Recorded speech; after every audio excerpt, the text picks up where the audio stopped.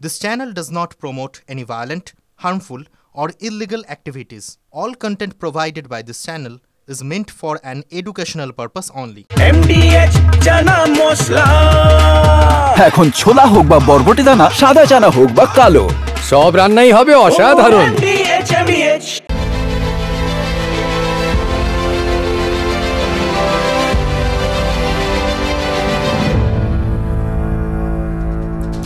আর এবার নজর রাখতে হচ্ছে টপ 10 ব্রেকিং নিউজে। আজকের বড় খবর, ঝাড়খণ্ডের হাজারিবাগে নিহত মাওবাদী শীর্ষ নেতা। নিহত নেতা সহদেব সরেনের মাথার দাম ছিল 1 কোটি টাকা। বাহিনীর গুলিতে নিহত আরো 2 মাওবাদী। 2 নম্বর ব্রেকিং বড় খবর আজকের, ওয়াকফ মামলায় সুপ্রিম কোর্টের স্বস্তি কেন্দ্রের। পুরো ওয়াকফ আইনে স্থগিতাদেশে নারাজ সুপ্রিম কোর্ট। ওয়াকফ আইনের কয়েকটি ধারায় স্থগিতাদেশ, নিঃসন্দেহে বড় খবর। 4 নম্বর ব্রেকিং, সক্রিয় বর্ষা, পুজোর মুখে বাংলা জুড়ে বৃষ্টি। দক্ষিণবঙ্গে 9 জেলায় ভারী বৃষ্টির সতর্কতা, উত্তরের 5 জেলায় অতি ভারী বৃষ্টির কমলা সতর্কতা। 5 নম্বর ব্রেকিং, আরো এক চাকরিহারা শিক্ষকের মৃত্যুতে বিতর্ক। আজকের বড় খবর, ঝাড়গ্রামের পর পাঁশকুড়ায় মৃত চাকরিহারা শিক্ষক। কোলাঘাটের স্কুলে কেমিস্ট্রি পড়াতেন সন্তোষ মণ্ডল। এসএসসি তালিকা প্রকাশের পর চাকরি চলে যায় সন্তোষ বাবুর। চাকরি হারিয়ে মানসিক চাপে মৃত্যুর অভিযোগ করেছে পরিবার। বড় খবর আজকের। 6 নম্বর ব্রেকিং, টানা যাত্রী বিক্ষোভ, মেট্রো ডিসপ্লে বোর্ড বন্ধ। বড় খবর আজকের। টাইম টেবিলের ডিসপ্লে বন্ধ করে দিল মেট্রো কর্তৃপক্ষ। মেট্রোয় লাগাতার সময় বিভ্রাট, যাত্রী বিক্ষোভ সামলাতে ডিসপ্লে বন্ধ। স্টেশনের বোর্ডে দেখা যাবে না ট্রেনের সময়। বড় খবর, তাৎপর্যপূর্ণ। 7 নম্বর ব্রেকিং, বেটিং অ্যাপ মামলার তদন্তে মিমি চক্রবর্তীকে জিজ্ঞাসাবাদ। 9 ঘন্টা প্রশ্ন করেন ইডি আধিকারিকরা। আগামীকাল অভিনেত্রী উর্বশী রাউতেলাকে তলব করা হয়েছে। 8 নম্বর ব্রেকিং, যাদবপুরে ছাত্রী মৃত্যুতে খুনের মামলা রুজু। যাদবপুর থানায় অভিযোগ দায়ের বাবা মায়ের, ফের 3 পড়ুয়াকে তলব পুলিশের। 9 নম্বর ব্রেকিং, জেলায় জেলায় পুজোর উপহার বিজেপির, সরাসরি নয়, নানা সংগঠনের মাধ্যমে উপহার বিলি। মহিলাদের জন্য থাকছে লাল পেরে শাড়ি। শাড়ি বিলিতে উপস্থিত থাকবেন বিজেপি নেতারা।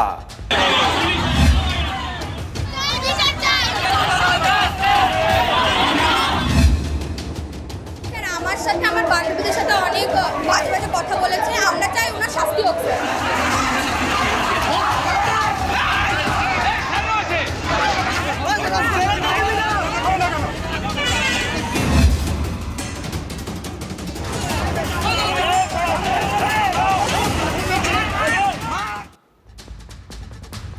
মূল্যবোধটা কি সত্যি হারিয়ে যাচ্ছে এই সমাজে?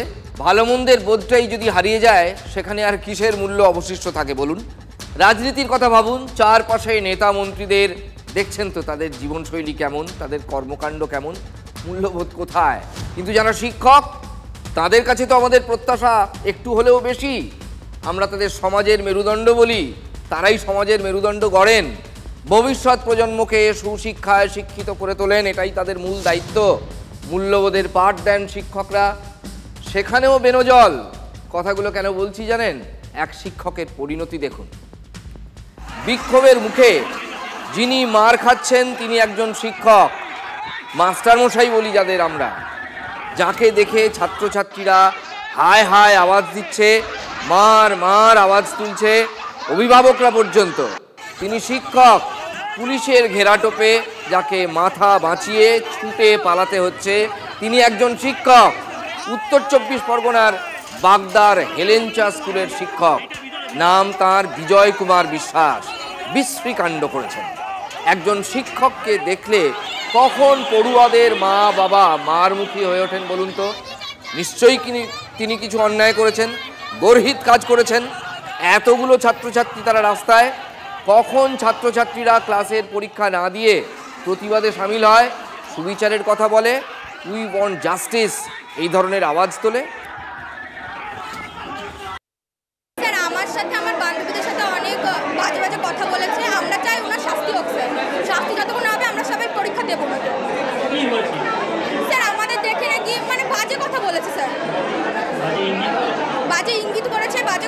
বলেছে। বিজয় স্যারের নামে অভিযোগটা রয়েছে, উনি আগের দিনও আমাদের দুটো বান্ধবীকে অনেক রকমের অনেক বাজে কথা বলেছেন। উনি এটাও বলেছেন যে উনি ওয়েও নিয়ে যাওয়ার কথা হবে। আগের দিন তো আমাদের বান্ধবীর ফোন নিয়ে নেওয়ার পরে ওকে রাত্রেবেলায় এই কথাগুলো বলেছে। আর ইভেন 5 বছর আগে একটা সেক্সুয়াল কথা নিয়ে ওনাকে বলা হয়েছিল। অভিযোগগুলো শুনলেন, ছাত্রী কি বলছেন? ছাত্রীকে ফোন করে এই শিক্ষক ওয়ো হোটেলে নিয়ে যাওয়ার কথা বলতে পারেন, তার মতলবটা বুঝতে পারছেন কি? একজন ছাত্রী শুধু বলছেন না, শিক্ষকের অশালীন ইঙ্গিতের কথা একাধিক ছাত্রী বলছে। অভিভাবকরা সেই শিক্ষকের মাথা মেরে ফাটাবে না তো কি করবে? মেয়েকে স্কুলে পাঠিয়েও বাবা মা স্বস্তিতে থাকতে পারবেন না এই ধরনের শিক্ষকদের জন্য। গাই কাওয়াসাকির একটা কথা মনে পড়ছে, একটা উক্তি, বিখ্যাত উক্তি, গাই কাওয়াসাকির উক্তি, যদি কাউকে সম্মানের আসনে বসাতে হয় তাহলে শিক্ষকদের দায়িত্ব দিন, তারা সমাজের নায়ক। আহা, কি ভেবে তিনি বলেছিলেন এই কথাটা। আর এই বিজয় বিশ্বাসরা, তাদের কি আমরা সমাজের নায়ক বলতে পারি? এদেরকে কি বানাতে পারবো আমরা? এরা শিক্ষক কুলের এবং শিক্ষার কলঙ্ক, একজন খলনায়কের বেশি কিছু নয়। তাই থানা ঘিরে বিক্ষোভ চলেছে গ্রেফতারির দাবিতে এবং এই শিক্ষকের শাস্তি দাবি করা হয়েছে।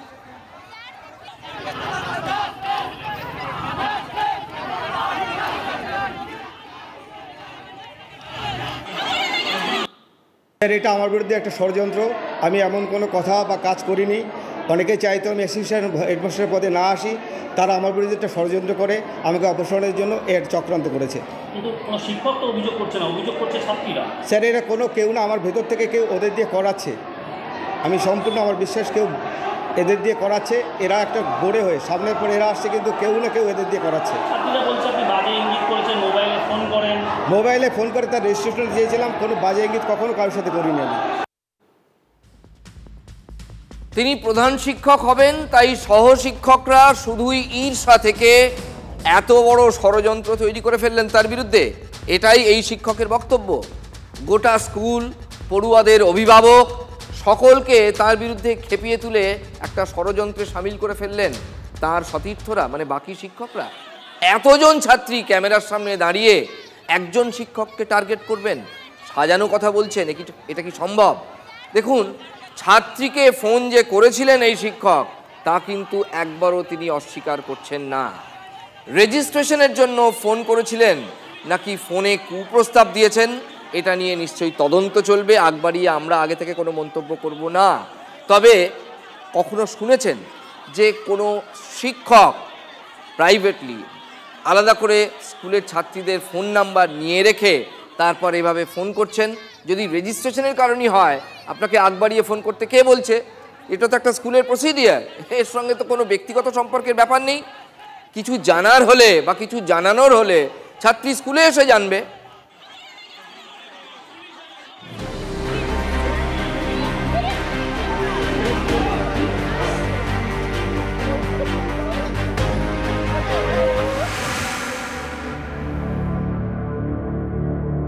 আমার মেয়ের কি হবে?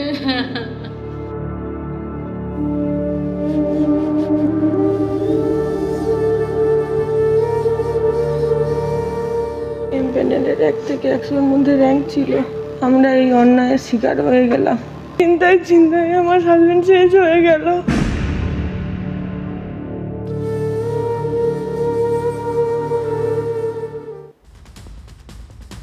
এবার যে শিক্ষকের কথা বলবো, যে শিক্ষকের কথা আপনাদের শোনাবো, শুনলে চোখের কোণায় এক ফোঁটা হলেও আপনার জল বেরিয়ে আসবে। সন্তোষ মণ্ডল কোলাঘাটের আড়িসান্ডা হাই স্কুলে কেমিস্ট্রি পড়াতেন, কিন্তু রাজনীতির নোংরা রসায়নটা বুঝতে পারেননি তিনি।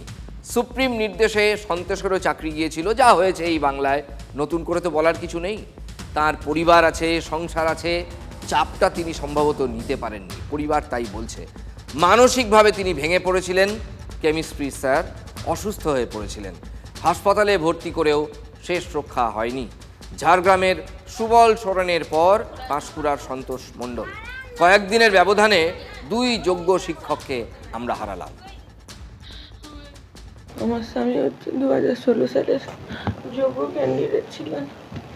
প্যানেলের 1 থেকে 100-এর মধ্যে র্যাঙ্ক ছিল। বাড়ির থেকে 10 মিনিট দূরত্বে সার্ভিস করতেন, কিন্তু আমরা এই অন্যায়ের শিকার হয়ে গেলাম। সেই জন্য আমার স্বামী ডিপ্রেশনে চলে যায়, ঘুমোতো না, খাওয়া দাওয়া করতো না। চাকরি চলে যাওয়ার পর থেকে খুব মানসিক চাপ ছিল, বাড়ি লোন নিয়ে বাড়ি করেছিল, আর লোন নিয়ে বাড়ি করেছিল, লোন অনেকের চাপ, তাই টিউশনি শুরু করে দিয়েছে। 20 ঘন্টা টিউশনি করতো, রাত্রি জেগে পড়াশোনা করতো চাকরি পাবে বলে। বাচ্চা দুটো ছোট ছোট, একটা 3 বছরের, একটা 10 বছরের।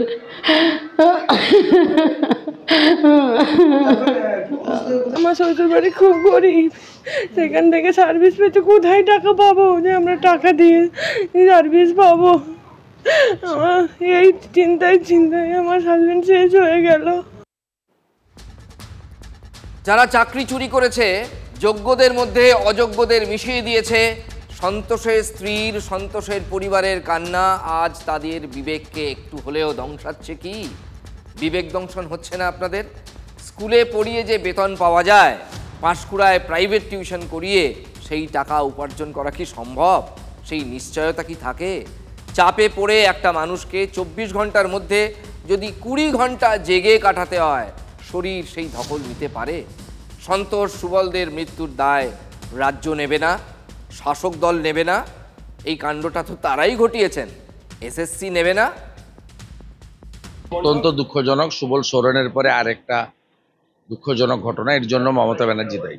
শিক্ষামন্ত্রী এই এসএসসির সুপ্রিম কোর্টের নির্দেশে 9 বছর পরে যে পরীক্ষা হলো, তার ক্রেডিট মুখ্যমন্ত্রীকে দিচ্ছিলেন।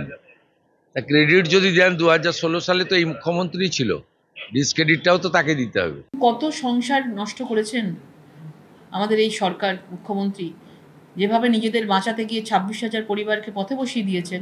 মানুষের প্যানিক অ্যাটাক হতেই পারে, এবং প্যানিকের মানুষ অনেক, এরকম তো অনেকেই হয়েছে যে অনেকেই যারা চাকরি, যারা শিক্ষক আছেন তারা সুইসাইড করেছেন ও মারা গেছেন। আমরা বারবার স্কুল সার্ভিস কমিশনের চেয়ারম্যান আমরা বলেছি যে যোগ্য শিক্ষক শিক্ষিকা শিক্ষাকর্মীদের তালিকাটা দিন, বারবার গড়িমসি করেছে। আজকে দেখুন আমাদের পরীক্ষায় বসানো হয়েছে, এখন আমাদের এক এক করে সুবল চলে গেল, প্রশান্ত দা, উজ্জ্বল দা, এখন এই যে আমাদের কেমিস্ট্রি বা ভৌত বিজ্ঞানের শিক্ষক সন্তোষ দা চলে গেলেন। তার স্ত্রীর যে কান্না, আমি কালকে রাত থেকে মানে বহুবার কেঁদেছি। এটার জন্য দায় মুখ্যমন্ত্রী। এই যারা পরীক্ষা চাকরিতে ছিলেন, অনেক টিচাররা তারা পরীক্ষায় বসেছেন, তারা যদি চাকরি না পান তাদের মধ্যে ফ্রাস্ট্রেশন আসবে। এর দায়িত্ব কারা আছে? টিএমসি আছে, তাদের নেতাদের যারা টাকা নিয়েছে, সে সরকারের দায়িত্ব আছে। যে কোনো একটা ঘটনাকে কেন্দ্র করে সমস্ত কিছুর মধ্যে রাজনীতি খুঁজে বের করার চেষ্টা করা ফল এবং কিছু মানুষের অত্যন্ত ঘৃণ্য কাজকর্ম বা অতিরিক্ত লোভ আজকে সমাজকে এই জায়গায় নিয়ে এসছে। এখানে রাজনীতির ঊর্ধ্বে গিয়ে বোধহয় কোথাও সমাজটাকে আমাদের দেখা উচিত বলে মনে করি। অনেকেই আমার সঙ্গে একমত হবেন না, এর প্রত্যেকেই রাজনীতির ছোঁয়া খুঁজবেন। আমি একজন রাজনীতি কর্মী হিসাবে এটা সার্বিকভাবে আমাদের সামাজিক ব্যর্থতা হিসাবেই দেখি, দুঃখজনক। আমজনতার আপনাদের সঙ্গে একমত হওয়া খুব কঠিন, অত্যন্ত দুরূহ, কারণ আপনারা যা করে দেখিয়েছেন তারপর আপনাদের সঙ্গে একমত হওয়া খুব কঠিন।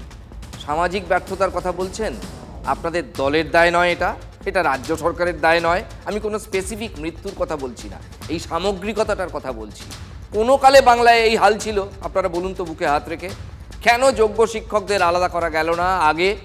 ভুলটা ভুল বলে স্বীকার করতে দম লাগে, কিন্তু চাকরি চুরি না নিছক কোনো ভুল নয়, এটা জেনে বুঝে একটা শ্রেণীর রাজনীতিকের কনসার্টেড এফার্ট, একেবারে চেষ্টা চরিত্র করে এমন জোর করে করা হয়েছে এমন নয়, কনসার্টেড এফার্ট।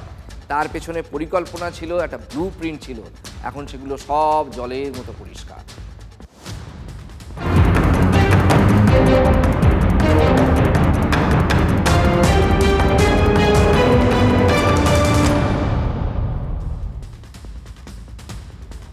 প্রধানমন্ত্রী সদ্য এসেছিলেন রাজ্যে, মানে কলকাতায়, সেখানেও ঠিক ফাঁক গলে বিতর্ক ঢুকে পড়েছে, মানে তার সফরকে কেন্দ্র করে, সরাসরি প্রধানমন্ত্রীকে কেন্দ্র করে নয়, কিন্তু তার সফরকে কেন্দ্র করে। একেবারে শেষ বেলায় এই যাত্রায় এইটাও দেখতে, মানে এক যাত্রায় পৃথক ফল দেখতে হলো দুই মন্ত্রীকে, একজন কেন্দ্রের এবং একজন রাজ্যের। সুকান্ত মজুমদার এবং সুজিত বসু, একজন কেন্দ্রীয় মন্ত্রী, আগেই বলছিলাম একজন রাজ্যের, দুজনই গিয়েছিলেন প্রধানমন্ত্রীকে সি অফ করতে, মানে প্রোটোকল মেনে বিদায় জানাতে। কিন্তু সেখানেই যত গেরো। কি হয়েছে? ভিভিআইপি জোনে ঢোকার মুখে আটকে দেওয়া হয়েছিল সুকান্ত মজুমদারের কনভয়। গাড়ি থেকে নেমে বেশ খানিকটা পথ হেঁটে ঢুকতে হয় কেন্দ্রীয় প্রতিমন্ত্রীকে। কিন্তু রাজ্যের দমকল মন্ত্রী সুজিত বসুর কনভয়কে ওই একই জায়গায় ছাড় দেওয়া হয়। তার গাড়ি দিব্যি অনেকটা ভিতর পর্যন্ত চলে যায়, কোনো অসুবিধা হয়নি তার ক্ষেত্রে। এটা নিয়েই বিতর্ক। ওনারা বলেন ম্যাডাম মানা করেছে। আমি জিজ্ঞেস করলাম কোন ম্যাডাম, তো ওনারা বললেন ডিসি। তো আমি আমার অফিসকে বলে দিয়েছি ডিসির নামে আমি একটা প্রিভিলেজের নোটিশ পাঠাচ্ছি স্পিকারকে, উনি যাবেন স্পিকারের কাছে উত্তর দেবেন। বুঝতেই পারছেন এটা নিয়েও একটা বিতর্ক শুরু হয়েছে এবং বিতর্কের জল কিছু দূর অন্তত গড়াবে। দেখুন ছবিটা ঠিক কী হয়েছিল এক্স্যাক্টলি আপনাদের দেখাই। একদিকে সুকান্ত মজুমদার কেন্দ্রীয় শিক্ষা প্রতিমন্ত্রী হেঁটে হেঁটে বিমানবন্দরের ভিভিআইপি জোনের দিকে এগোচ্ছেন, তার গাড়ি অনেক আগেই থামিয়ে দেওয়া হয়। আর 4 নম্বর গেটের অন্তত 100 মিটার দূরে সুকান্তবাবুর গাড়ি থামিয়ে দেওয়া হয়। অন্যদিকে ফ্রেমে সুজিত বসু রয়েছেন, আর একটা ফ্রেমে তার গাড়িকে কিন্তু আটকানো হয়নি ওই জায়গায়। রাজ্যের মন্ত্রীর বেলায় ছাড়, 4 নম্বর গেটের কাছে গিয়ে তাকে নামিয়ে দেয় তার গাড়ি, হাঁটাহাঁটির কোনো বালাই নেই। কোন এখতিয়ারে একজন কেন্দ্রীয় মন্ত্রীর গাড়ি উনি এখানে ঢুকতে দেবেন না, অথচ রাজ্যের মন্ত্রীর গাড়ি ঢুকবে? সুকান্ত মজুমদারের তো কোনো গুরুত্ব নেই, লোকে দেখতেও পারেনি, বুঝতে পারেনি। শ্রমিক ভট্টাচার্য বা দিলীপ ঘোষ বা ওদের অপোজিশন লিডার হলেও তবু ঢুকে যেত। রাজ্যের মন্ত্রীর মাথায় কি দুটো সিংহ দিয়েছে নাকি তাদের কি এক্সট্রা প্রিভিলেজ আছে? সুকান্ত মজুমদারকে সেই জন্য হয়তো আটকেছে ভুল করে। এই ধরনের বৈষম্যমূলক আচরণ আমরা সহ্য করব না। সুকান্ত মজুমদার দেখতেই পেলেন তিনি রেড়ে করে নেমে পড়েছেন, বলছেন শেষ দেখে ছাড়বেন। আছে তাকে আপনাদের মাধ্যমে আমি বলে দিচ্ছি, পারলে কোর্টে যান, যেখানে যান আমি ডাক করাবো, দিল্লিতে গিয়ে কান ধরে উঠবোস করাবো। পদ্ম শিবিরের স্পষ্ট কথা, এটা কেমন প্রোটোকল পুলিশের? এক একজনের ক্ষেত্রে এক এক রকম আইন বা এক এক রকম নিয়ম, মানে এক একজনের ক্ষেত্রে প্রোটোকল কি এক এক রকম হতে পারে? রং দেখে নিয়ম তৈরি হচ্ছে, এটাই হচ্ছে বিজেপির অভিযোগ। যদি মুখ্যমন্ত্রী আসতেন তাহলে না আমি ভাবতাম যে হ্যাঁ মুখ্যমন্ত্রী স্বাভাবিকভাবে তিনি আমাদের অনেক উপরে অবস্থান করেন, হায়ারার্কি অনুসারে তার গাড়ি আলাদাভাবে ঢুকতেই পারে। কিন্তু রাজ্যের একজন মন্ত্রীর গাড়ি যদি এখানে ঢুকতে পারে, কেন্দ্রেরও যে কোনো মন্ত্রীর গাড়ি এখানে ঢুকতে দিতে হবে। বিজেপি দ্বিচারিতার অভিযোগ তুলে সুর চড়াচ্ছে, অন্যদিকে তৃণমূল তাদের ঝুলি থেকে তাদের মতো করে অস্ত্র বের করে শান দিচ্ছে। বিজেপির মানে ব্যর্থতম সভাপতি, হ্যাঁ, প্রধানমন্ত্রীও বোধহয় উনি গেলে ভালোভাবে কথা বলতেন না, এক্সপেক্ট করতেন এখান থেকে অন্য নেতারা যাবেন ইত্যাদি ইত্যাদি। তো দিলীপ ঘোষকে ঢুকতে দেন না, এখন তো দিলীপ বাবু বাড়িতে বসে বলবেন দেখ কেমন লাগে। প্রধানমন্ত্রী যখনই যেখানে যান প্রধানমন্ত্রীর অফিস থেকে তার প্রোটোকল কন্ট্রোল করা হয়, সুতরাং প্রধানমন্ত্রীর অফিসকে জিজ্ঞেস করাটাই আপনাদের সমুচিত হবে। প্রধানমন্ত্রী কেন এই অস্বস্তিকর পরিস্থিতি করলেন, প্রধানমন্ত্রীর অফিস পিএমও কেন করলেন নিজেদের মন্ত্রীর প্রতি, সেটা বলতে হবে। হয়তো ছেটে দিতে চাইছেন, এরপরেই যখন রিসাপল হবে হয়তো দেখা যাবে হাফ প্যান্টটা ছিল সেখানে ধুতি পরতে হচ্ছে।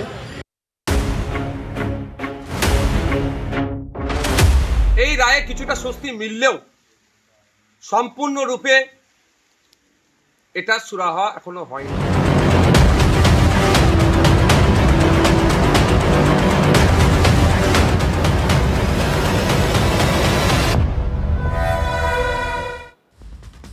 ওয়াকফ মামলায় বড় স্বস্তি পেল কেন্দ্রের সরকার। পার্লামেন্টে ওয়াকফ নিয়ে কম বিতর্ক হয়নি, বিরোধীরা বিক্ষোভে সংসদ অচল করে দিয়েছিল, 2 কক্ষ উত্তাল হয়েছিল, রাস্তায় আন্দোলন হয়েছে।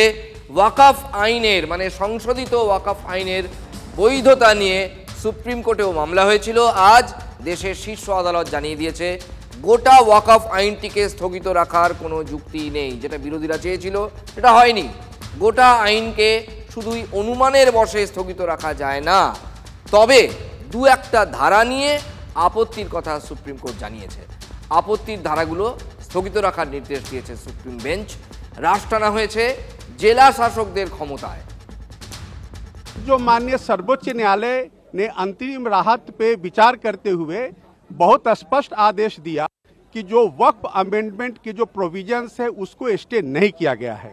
दूसरा बात उन्होंने कहा है कि जो रजिस्ट्रेशन का जो मुद्दा है उस पर भी कोई स्टे नहीं है, यानी कि जो वक्फ रजिस्टर्ड नहीं है या जिसको रजिस्टर नहीं कराया जाएगा वो वक्फ प्रॉपर्टी ट्रीट नहीं होगा। सेक्शन 3R के तहत ये कहा गया था कि 5 साल का एक प्रैक्टिसिंग मुस्लिम ही वक्फ कर सकता है, उसको भी कोर्ट ने स्पेसिफिकली स्टे कर दिया है। वक्फ के प्रोटेक्शन के लिए ये एक बहुत लैंडमार्क ऑर्डर है।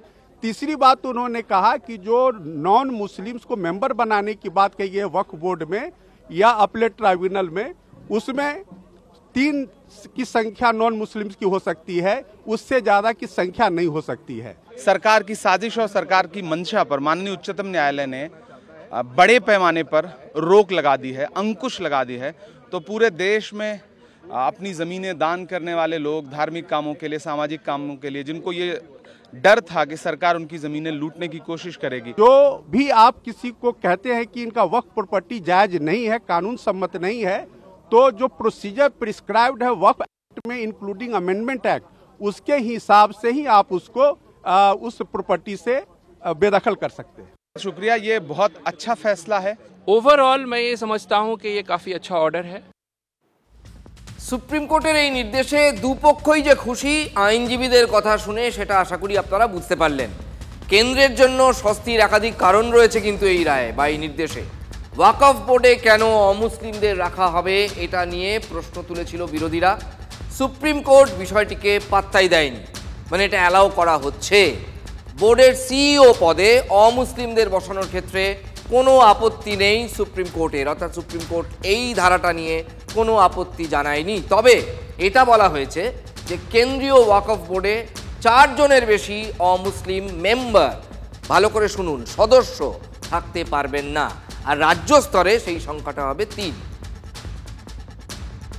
के लिए बहुत अच्छा जजमेंट आया और डेमोक्रेटिक इंडिया के लिए, पार्लियामेंट्री डेमोक्रेसी के लिए ये जजमेंट बहुत अच्छा संकेत है। বিভিন্ন জায়গায় বিভিন্ন রাজ্যে সব জায়গাতে অভিযোগটাই ছিল যে রাজ্য ওয়াকফ বোর্ড সরকারের জমি দখল করে নিচ্ছে এবং সেটা ডিসাইড করবে ডেজিগনেটেড অফিসার। সেই জায়গাটা স্টে হয়ে গেল, সেই কাঠামোটাকে আটকে দিল। এরপর তো অন্যান্য আছে অঙ্গ প্রত্যঙ্গ। कुछ लोग सुप्रीम कोर्ट में बिना मतलब चैलेंज करता है, पार्लियामेंट का अथॉरिटी को चैलेंज नहीं कर सकता है, कोई प्रावधान को लेकर के जरूर चैलेंज कर सकता है, लेकिन सुप्रीम कोर्ट ने उसका भी अपना मोहर लगाया। হাইকোর্ট বা সুপ্রিম কোর্ট কোনোদিনও বলতে পারেন না যে লোকসভা এই আইন বানাতে পারে, এই আইন বানাতে পারে না, যতক্ষণ না পর্যন্ত তা আমাদের সংবিধানের এখতিয়ার বিরোধী না হচ্ছে। যেহেতু এই আইন সংবিধানের এখতিয়ারের মধ্যেই হচ্ছে, স্বাভাবিকভাবে আমরা তো জানি সুপ্রিম কোর্টে গিয়ে এরকম 2 গালে থাপ্পড় খেয়ে নন্দলাল হয়ে ফিরবে। BJP government is anti Muslim, it is known to everyone. Anti মুসলিম, ওরা মুসলিমদের পছন্দ করে না, তাদের অধিকারকে কেড়ে নিয়েছিল। তাই ছিল আমাদের লড়াই। সেই লড়াই নিঃসন্দেহে আমাদের অনেকটা এগিয়ে গেছি আমরা। তো মহুয়া মৈত্র অ্যান্ড কোম্পানিকে কংগ্রাচুলেশনস তৃণমূল কংগ্রেসকে, যে তারা সুপ্রিম কোর্ট থেকে আবার কানমলা খেয়ে বাড়ি ফিরল। এখন আলটিমেটলি শোনা হবে, হিয়ারিং হবে, ফাইনাল হিয়ারিং হবে। আশা করি অ্যাক্টের আরও অনেক অনেক ধারা আল্টা ভাইরাস করে দিচ্ছে। সুকান্ত বাবুরা বলছেন Mahua Moitra and company supreme court থেকে কানমোলা খেয়ে বাড়ি ফিরল। সুকান্তর কথা শুনেই বুঝতে পারছেন বাংলার রাজনীতির বৃত্তে নতুন করে আবার ঢুকে পড়েছে ওয়াকফ। মামলাকারীরা কিন্তু তাদের পিস অফ কেক তারা আদায় করে ছেড়েছে।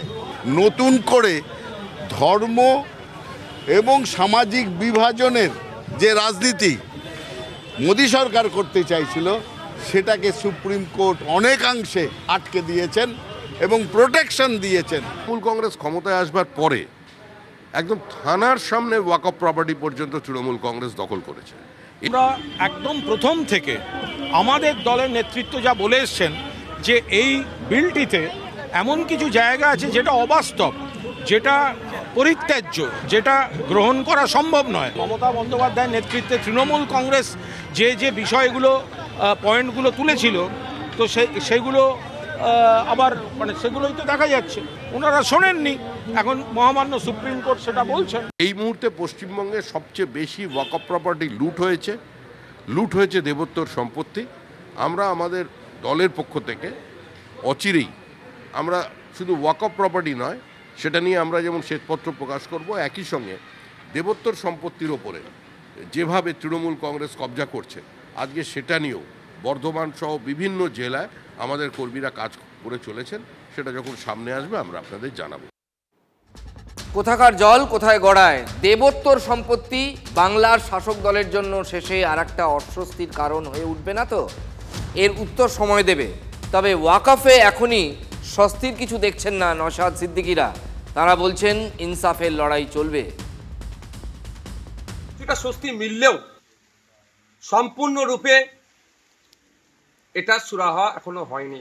আমি আশা করব চূড়ান্ত রায় যখন আসবে, ওয়াকফ সংশোধনী আইন যেগুলো সংখ্যালঘু সম্প্রদায়ের মানুষের বিপক্ষে যায়নি, শুধু সংবিধানের একাধিক আর্টিকেলে আঘাত দিয়েছে, সেটা আশা করব চূড়ান্ত রায়ে সেটা পাবো আমরা।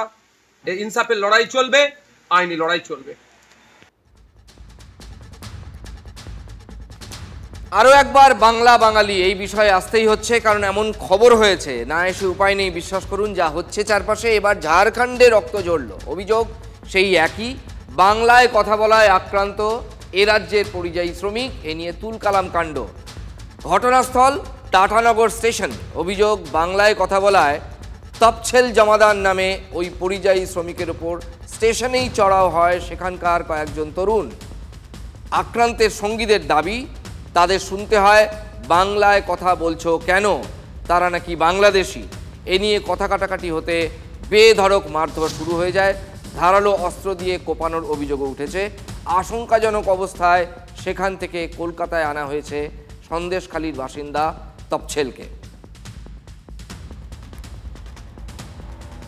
আমাদের বিধানসভায় আলোচনা হয়েছে, বিস্তারিত আলোচনা হয়েছে, এবং মাননীয় মুখ্যমন্ত্রী তার দৃষ্টিভঙ্গি অত্যন্ত পরিষ্কার করে দিয়েছেন। এবং আমরা চাই পরিযায়ী শ্রমিক যারা বাইরে কাজ করতে যাচ্ছেন তাদের যেমন সুরক্ষা দিতে হবে, সেই রাজ্যের যারা রয়েছেন, আমাদের ক্ষমতায় রয়েছেন।